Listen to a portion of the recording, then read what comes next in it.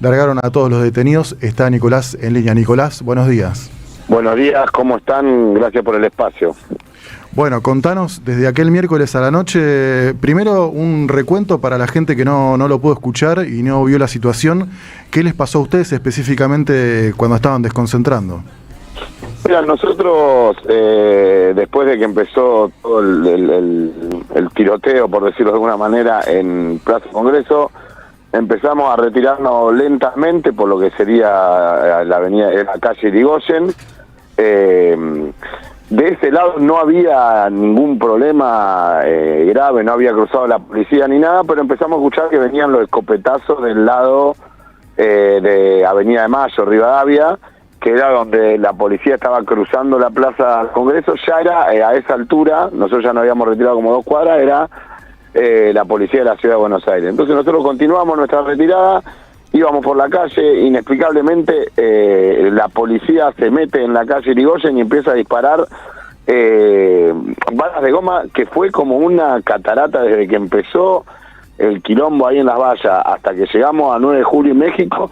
No pararon de disparar balas de goma, de perseguirnos con el hidrante, etcétera. Pero bueno, hasta ahí uno pensaba que era como que estaban corriendo a la gente mal, violentamente y de manera abusiva, pero como suelen hacer, corriendo a la gente para dejarlo de la plaza. Pero ya a la altura habíamos cruzado México, llegando a Independencia, ya sobre la vereda, el hidrante nos seguía tirando agua y los de la motorizada nos seguían disparando con la escopeta. En un momento 3 motos se cruzan para adelante, yo me di cuenta, pensé que se iban, y a los 2 minutos me grita un compañero adelante, nos cortaron, y ahí nos encierran en la vereda entre un puesto de diario, la pared y un cordón policial de un lado con la moto y del otro lado el cordón que nos seguía disparando hasta ese último momento. Ahí viene un grupo más de policía, nos rodean, nos apuntan con las pistolas, tiran con la escopeta de bala de goma, tiran un gas lacrimógeno en el medio del grupo, ya rodeado, digamos, como acorralado, y en ese momento nos empiezan a gritar: al piso, zurdo de mierda, al piso, pelotudo, al piso, puto, así, digo las palabras para que se entienda lo que fue la secuencia. Por ahí, para un montón de gente que estamos acostumbrados a la protesta, era algo normal, pero había un montón de gente que o estaba en la vereda o era la primera vez que participaba en una instancia así. Escuché muchos chicos llorando, mucha gente nerviosa, una señora desmayada. En ese momento nos seguían gritando: tirate al piso. A los que no nos tirábamos nos pegaron un poco. Una vez en el piso nos empiezan a tirar gas lacrimógeno en la cara y ahí nos gritaban: respiralo, puto, respiralo, respiralo. Eso habrá durado así una secuencia de 20 minutos hasta que empezó a llegar gente y cámara. Lo cual es bueno resaltar eso, que siempre hay que acercarse cuando están pasando esas cosas, porque si no la policía últimamente está actuando de una manera en la que quieren demostrar que ellos pueden hacer de los ciudadanos lo que quieran en un contexto de protesta y que nos pueden tratar en la lógica más feas de nuestra memoria. Y hay un ímpetu de eso en la policía, no sé si por orden política o no, pero eso está existiendo de una manera muy brutal, y que la gente se acerque en esos momentos a mirar, a filmar y qué sé yo, hace que notablemente baje el nivel de abuso por parte de las autoridades. Después de ahí nos tuvieron demorados, que después de un rato yo le pregunté al jefe del operativo si estábamos detenidos, demorados, y nos decía: ustedes no están nada. Pero ahí nos empezaron a pedir documentos, y ahí fueron como seleccionando un grupo, vaya uno a saber por qué, de personas que quisieron mantener detenidas. Algunas las liberaron, como mi compañero Gastón Reyes, que además le rompieron la cabeza ahí en el forcejeo, a la noche, a las 12 de la noche, y a una compañera y otra compañera la terminaron liberando en el transcurso del día siguiente, entre las 2 de la tarde y las 5 o 6 de la tarde. De todo ese grupo de detenidos, a todos le dejaron supuestas acusaciones de resistencia, qué sé yo, pero no tenían la prueba de ninguno que haya cometido algún desmadre o algo, y por eso tuvieron que largarlos a todos. Si no, estarían ya. Jorge Macri, a los 5 minutos de que nos habían detenido en esa rondita y de que nos habían torturado, ya estaba promocionando en sus redes sociales que tenía detenida no sé cuántas personas, Bueno, todas esas personas están en libertad porque no hay ninguna prueba que implique a esas personas en algo de lo ocurrido. Hubo una clara orden a la policía de perseguir nuestra columna y de detener nuestra columna y de golpear a nuestra columna, porque si no, yo no creo que los policías puedan actuar con esta libertad y con este nivel de saña y de violencia. Y esa cosa de gritarte zurdo de mierda, de respirar lo puto y qué sé yo, o si no querías ligar, ¿para qué saliste a protestar? Y cuestiones así tienen que ver con esto, con mostrar que ellos quieren aplicar una pedagogía donde quieren demostrar que son los dueños de la calle y que si vos estás en la calle protestando, ellos con vos pueden hacer lo que quieran. No nos van a amedrentar, hay que contar qué pasa esto, pero también hay que decir que como cualquier lucha colectiva, si nos apoyamos entre todos, no se van a poder pasar de listo y hay que seguir confrontando con este gobierno que está dispuesto a ir a fondo en medidas que le han costado años a la clase trabajadora y a la sociedad argentina conquistar esos derechos y que los van a borrar de un plumazo si no acompañamos la resistencia de alguna manera en la calle. Nicolás, Camilo García te saluda, ¿cómo va? ¿Qué tal, Camilo? Te hago una pregunta. En la previa de que se desata esta batahola y lo que pudimos ver también, gente tirando molotov que tiene todo el tufillo a la operación, porque es los que no se sabe si fueron detenidos, que ya pasó otras veces y es siempre el teatro de operaciones de Monteoliva, Bullrich y compañía.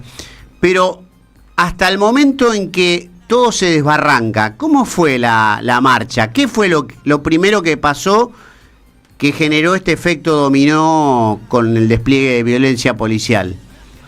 Mira, la marcha era temprano, todavía había gente llegando, o sea, se venía engordando, ya estaba la plaza bastante llena, había bastante presencia de gremios. Después hubo un momento, nuestra columna estaba a la altura de Irigoyen y Virrey Ceballos, a la altura ahí de la Universidad de las Madres, un poquito más adelante, digamos. Yo justo ahí en un momento me adelanté a ver cómo venía, si alguien estaba haciendo un acto, qué sé yo, y justo cuando llego adelante vi que ya había problemas, algunas tensiones en las vallas, sobre todo el lado derecho, pero también del otro lado que había un grupo de organizaciones sindicales que también había un sector que el vallado estaba caído, digamos. Alguien lo había empujado, alguien lo había tirado, y ya había gendarmes disparando de manera medio enajenada los perdigones de bala de goma. Yo ahí hay algo que es como una mezcla de donde ellos provocan una situación que hace que por ahí algún protestante, ¿no? O sea, hay algunos compañeros y compañeras que por ahí toman decisiones más de ir a picarla o pudrirla, como se dice en el lenguaje más callejero. Yo lo que creo es que de todo lo que vi que pasaba adelante, en ningún momento justificó la represión que vino después.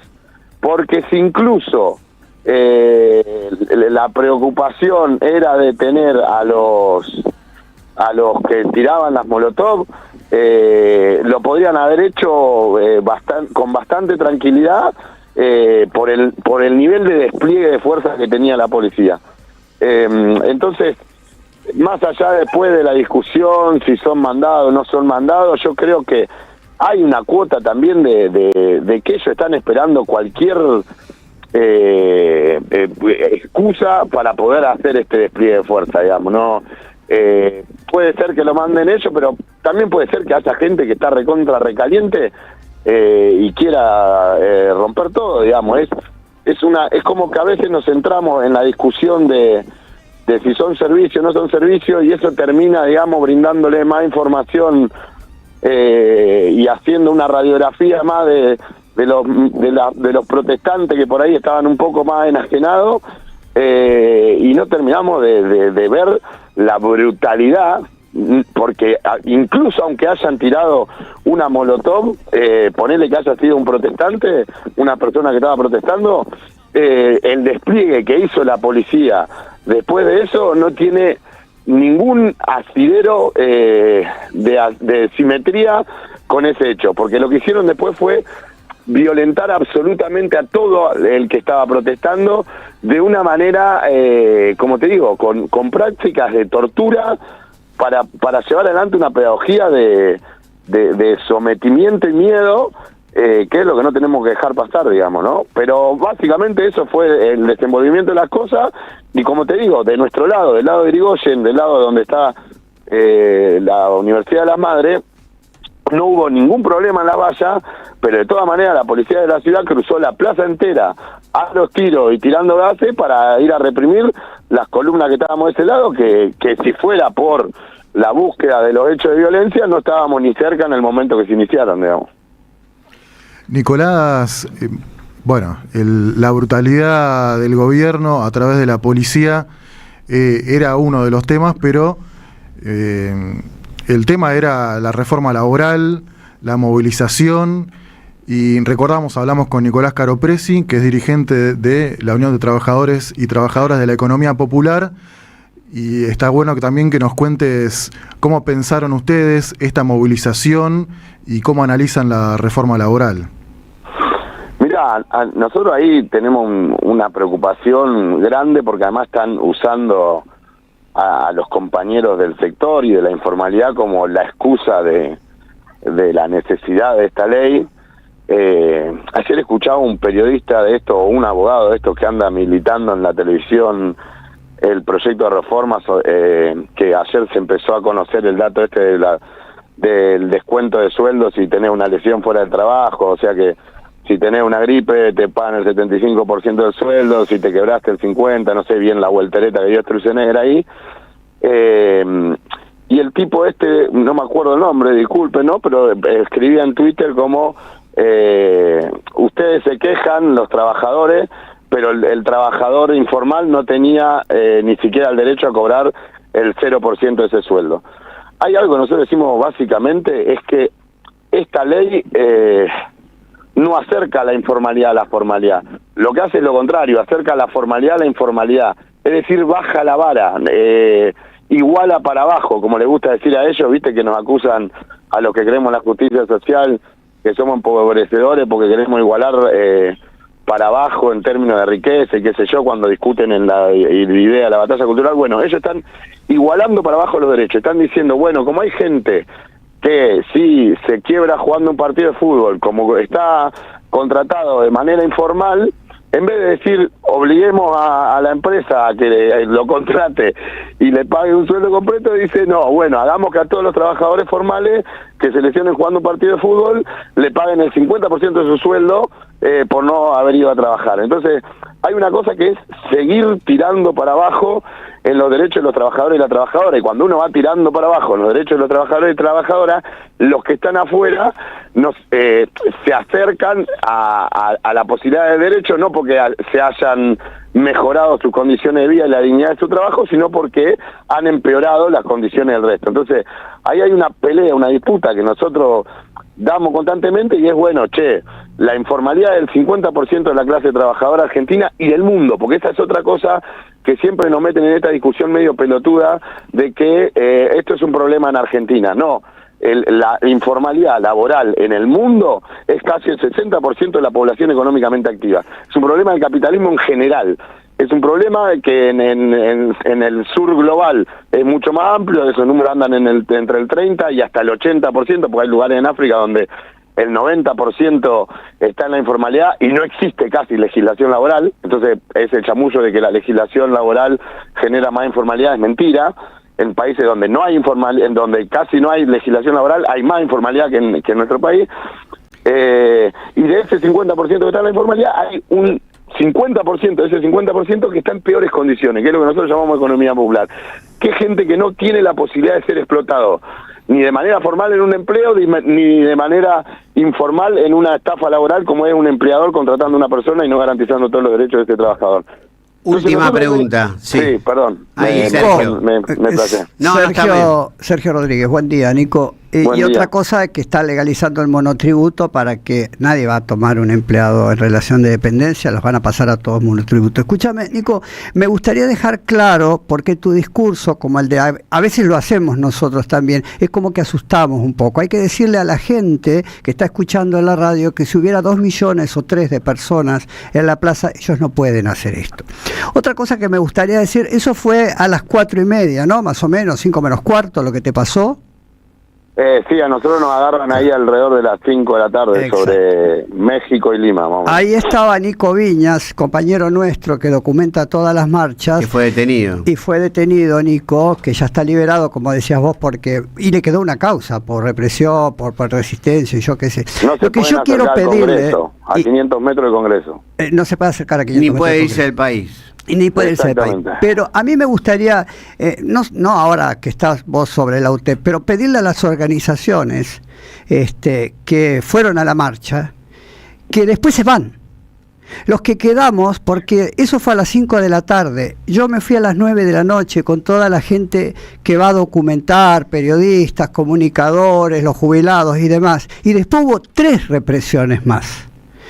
Así que eso de que van las organizaciones, los reprimen y después se van, yo les pediría que vuelvan para acompañarnos, porque así como a ustedes les sirve que nosotros documentemos para protegerlos y que la policía no ataque tanto o que se cuiden atacar porque están siendo documentados, me gustaría que vuelvan con nosotros a la plaza.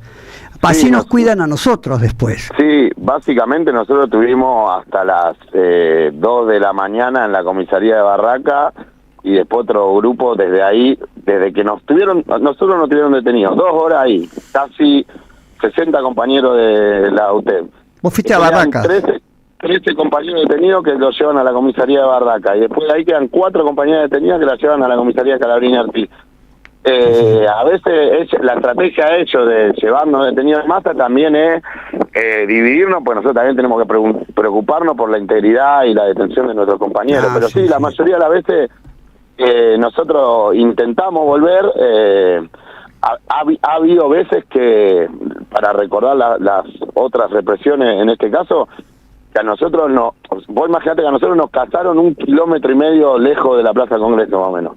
Pero ha habido otras veces que a nosotros nos siguieron hasta la estación Constitución, incluso a veces hasta el puente Pueyrredón más o menos, porque hay como una orden de cazar básicamente a ciertos sectores de la sociedad, justamente para esto, para evitar que volvamos, digamos, ¿no? Para evitar que...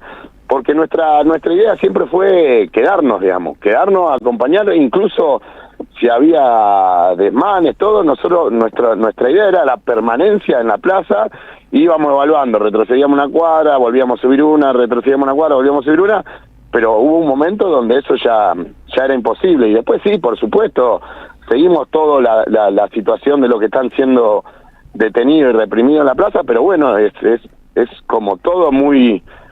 De golpe nos convertimos en casi prófugos por una hora, digamos, ¿no? ¿Se entiende lo que quiero decir? Sí. Igual, Nico, no fue nada personal, ni a la UTEP, ni nada. Te digo, pero necesitamos que nos acompañen. Sí, necesitamos volver, necesitamos, como se hizo otra vez, que también los vecinos salgan a cacerolear. Exacto. O sea... Eso es lo que más les dolería, ¿eh? Si estas marchas, estas movilizaciones de resistencia fueran acompañadas por lo menos con la gente que salga a su balcón a cacerolear, ahí es donde ya no la pueden diluir. Porque es la clase media normalmente. Hay que lograr que se exprese de todas las maneras posibles, digamos. El que le da para ir a la calle y estar en la calle, que vaya a la calle. Pero después también el que está en la casa puede hacer caceroleándolo, después cada uno desde su lugar, pero lo que tenemos que hacer es seguir construyendo un sentido de oposición a esta idea de desnaturalizar el humanismo como parte central de la política, no importa de qué lado de la grieta esté, digamos, pero hay cuestiones esenciales en la dignidad de la vida humana que no podemos negociar y que yo sé que muchos no están dispuestos a negociar. El problema es que estamos en una discusión de tribuna y en una catarata de mentiras, fake news y de sobreinformación bueno, que a veces nos está costando esa conciencia argentina que ha sido nuestro estandarte durante mucho tiempo de en algún momento confrontar de manera completa contra estos proyectos. Hoy eso está un poco más desbaratado quizás por la influencia de la sobreinformación, las redes sociales y la mentira como forma de gobierno, digamos. Sí. Nicolás, te mandamos un abrazo, muchísimas gracias por este contacto, nuestra solidaridad con todos los compañeros de la UTEP, que, bueno, aparte la frase de Juan, ¿no? Grabois, vamos a hacer su pesadilla, ¿no? Exacto. Así que un abrazo enorme para todos ustedes, muchas gracias, Nico. Un abrazo a ustedes, muchas gracias por el espacio. Abrazo. Nicolás Caro Presi, que bueno, ojalá algún día tengamos un Caro Presi, ¿no? Un presidente caro a los afectos. ¿Qué ibas a decir? Lo mismo. Es contagioso, Sergio.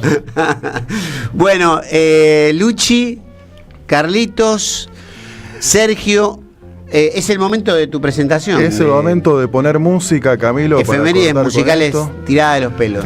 Y bueno, hoy vamos a hablar de los corazones, ¿no? Porque hoy San Valentín.